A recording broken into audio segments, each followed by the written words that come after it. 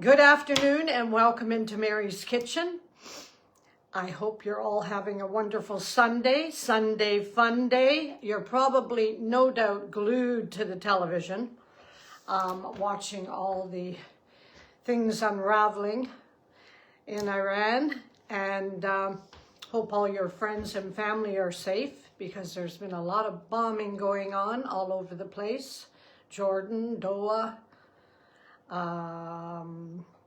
Dubai, and I've got a few friends in Bangkok right now who weren't able to get out. So Lynn and Sean, be safe and hope that you manage to get home soon.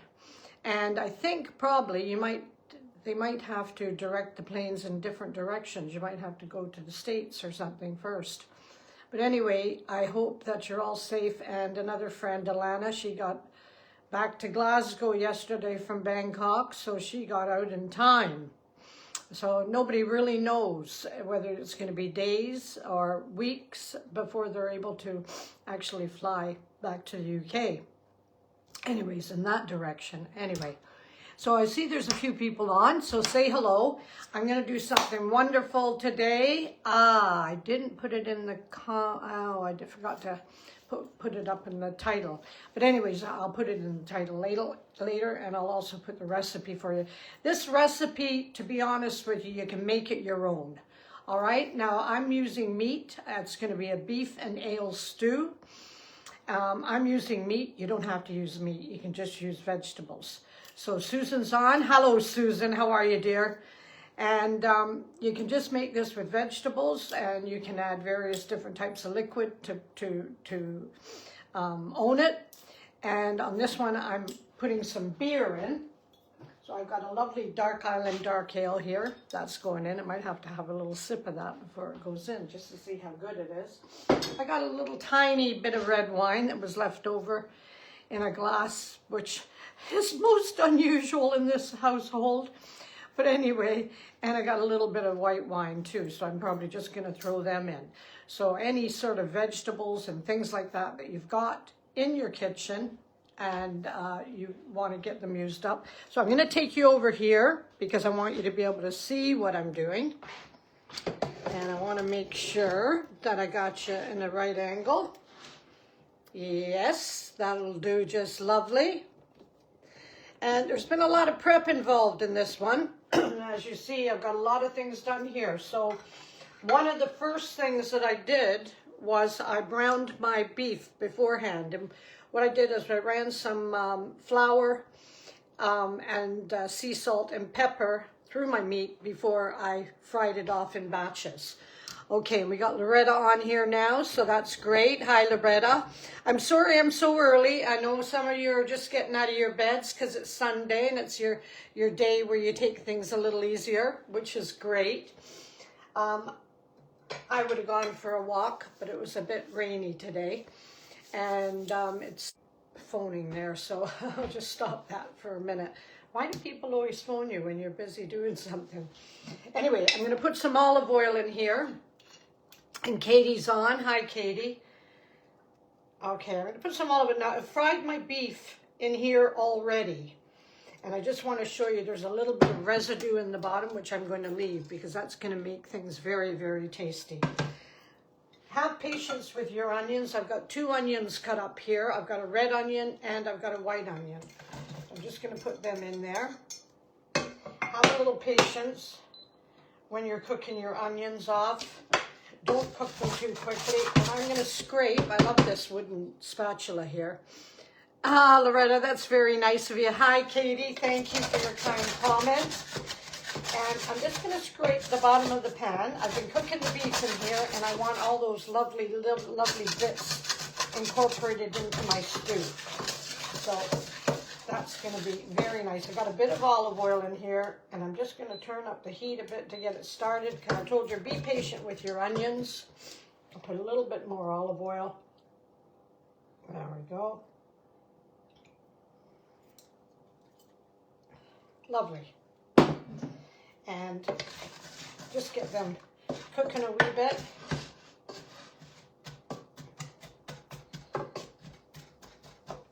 There we go. Separate all the rings up. The other thing that I'm going to put in here is you can put in some little pearl onions if you want. If you want to take the time to do that, what to do is pour some boiling water on top of them, and the skins will come off really easy. So I've got my shallots here. All right.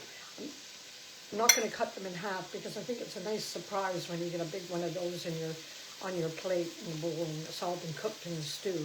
Lovely and delicious. So I'm going to put them in with my onions because I want them to get a little bit browned up. So how have you all been? What are you doing on today, this Sunday, while we're waiting for these onions to cook a little bit? What's going on today with you? Loretta, what are you doing? I'm just having a little cup of tea. Now all the lovely brown bits that were on the meat are getting all incorporated into my onions there. And they're getting a lovely color on them. Always be patient when you're cooking your onions. Hello, Ricky and Kathy. How are you? Nice to see you. Be as patient as you can. And I'm going to turn that heat down now because I don't want it so high.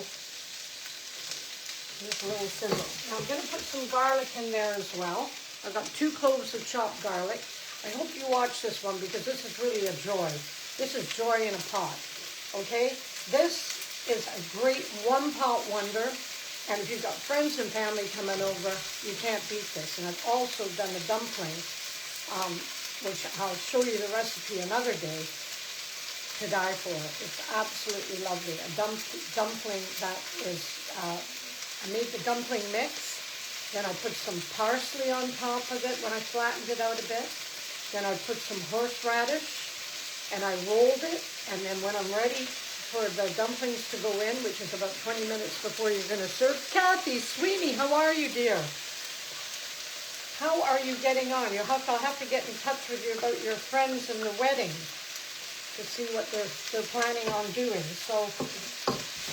Oh, I meant to get back to you with, yes, I meant to get back to you with some, I will, in the next day or two, Kathy. I'll get back to you with some information for them. I was going to get you some information on that hotel down the street from me, wasn't I? I will. Must have left my mind, like everything else. Food prep for your, oh, Loretta, you're doing food prep for your 97-year-old mom. First up, chicken pot pie and a pear flan for her dessert. You are a living doll. Isn't that nice? Oh, Kathy, okay, that's fine. I will, but I'll get on it, I promise you, because your friends will want to know what they're doing and where they're staying. I've got room in the inn, but we'll talk about that later. I can always give you a ring, too, you know. And,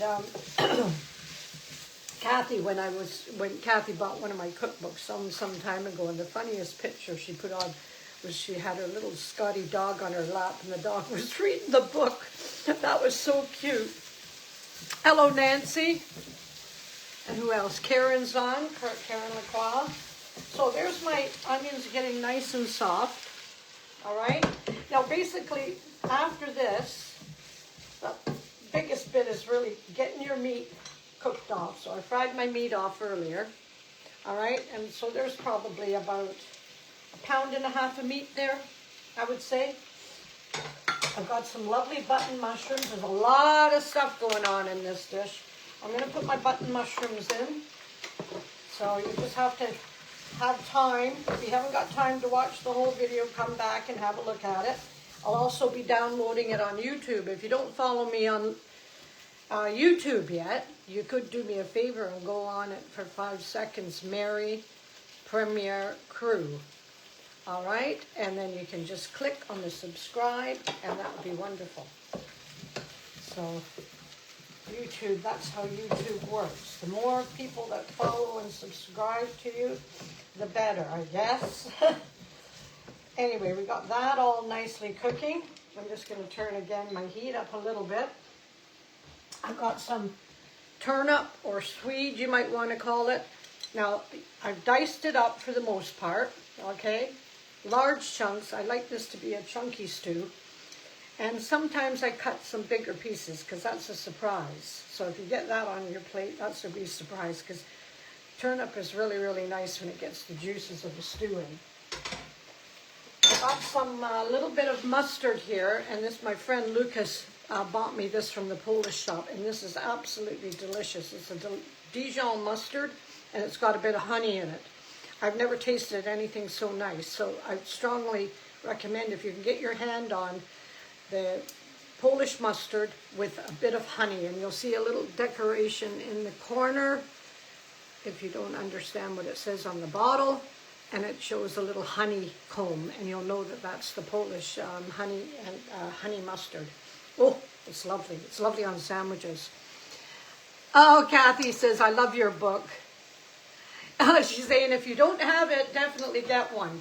Well, you can go on Mary's Kitchen there. I put, you'll be able to see it on there. But if anybody does want a copy, let me know. There's Mary's Kitchen cookbook. Never without it.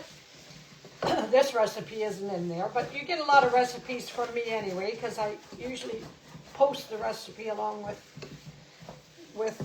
what I'm cooking, if I have the time to do that. So, I got a little bit of bacon here diced bacon that I cooked a little earlier, and I'm just gonna, I should have put that in at the beginning really, because that would give the onions a really nice flavor. Oop, one piece got away. Let's get that in there. Oh, this is gonna be good. Now, I'm gonna put a little bit of tomato paste,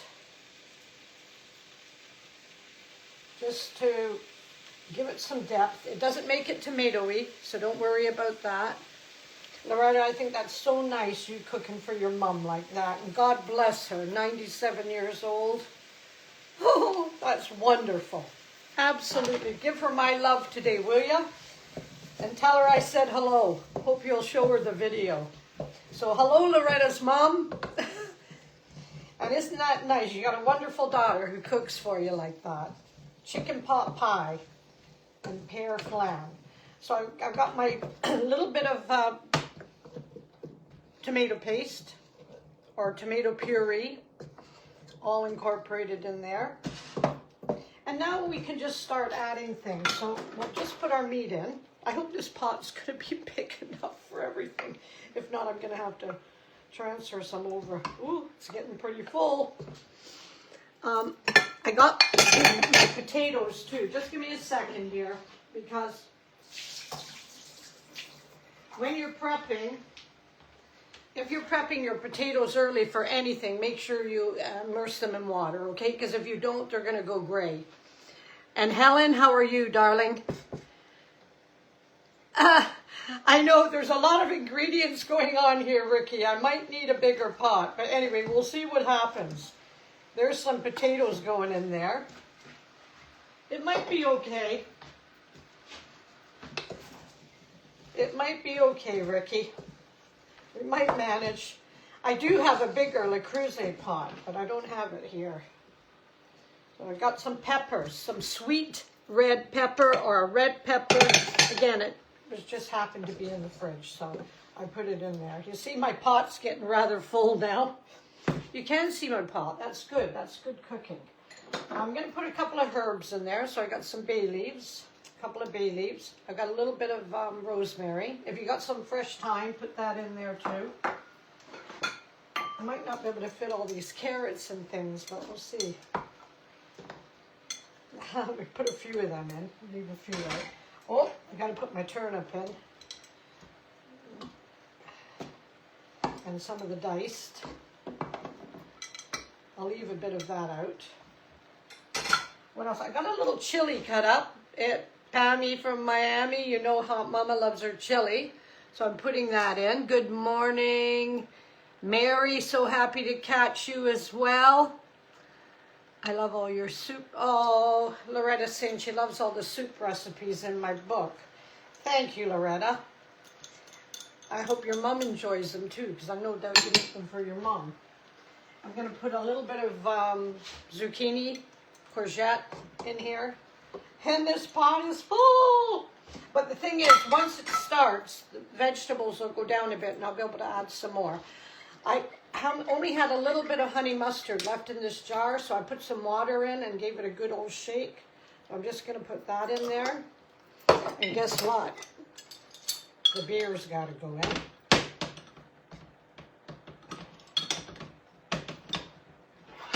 If I can get the cap off, I do want to taste it. I hope you don't mind.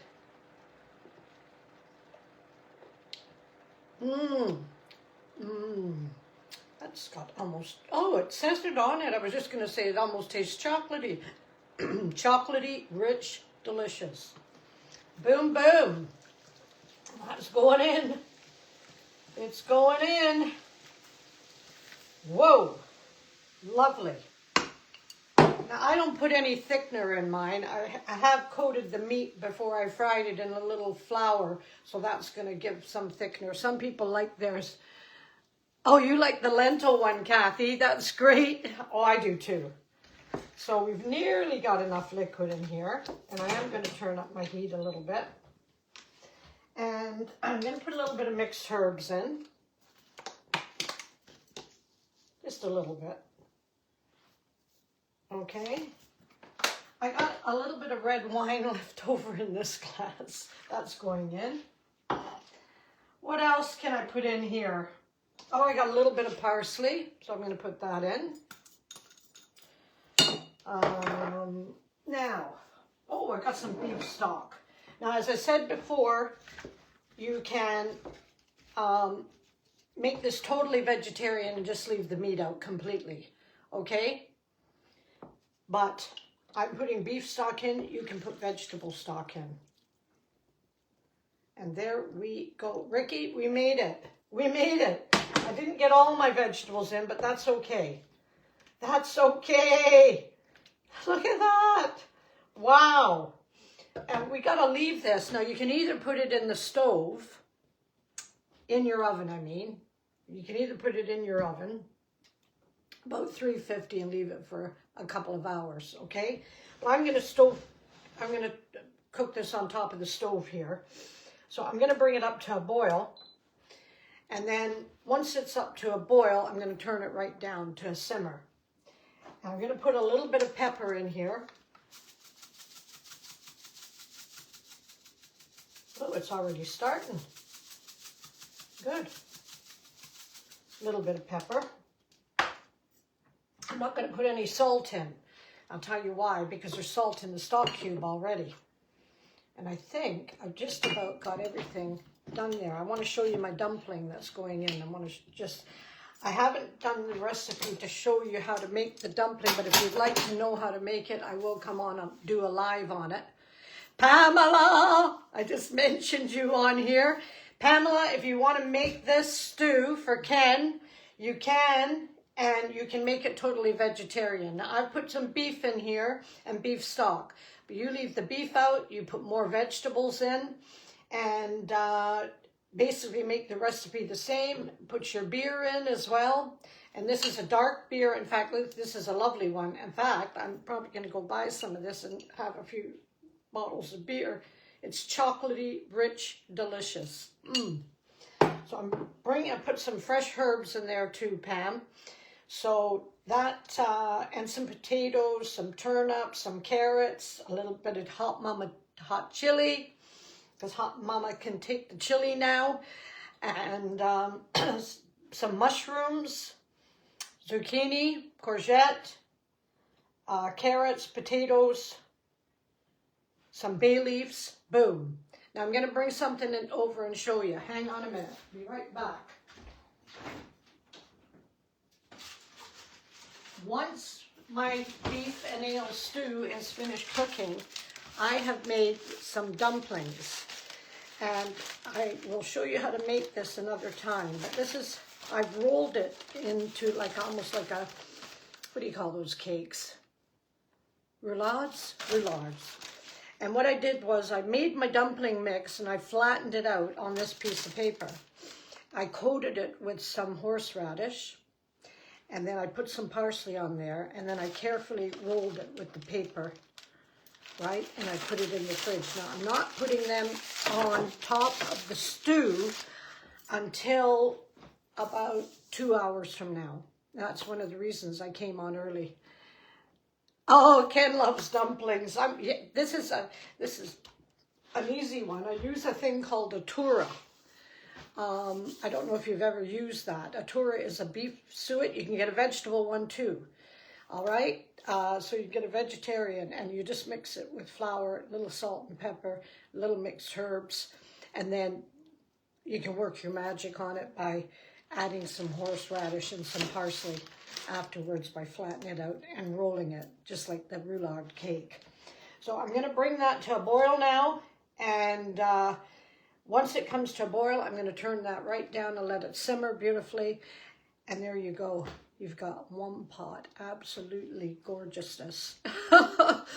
So I hope you've all enjoyed that. I hope you're having a wonderful Sunday. Thank you for coming and joining me for a little while. It's always nice to have you in the kitchen. And I hope you have a wonderful day. I'll see you soon. Lots of love. Bye.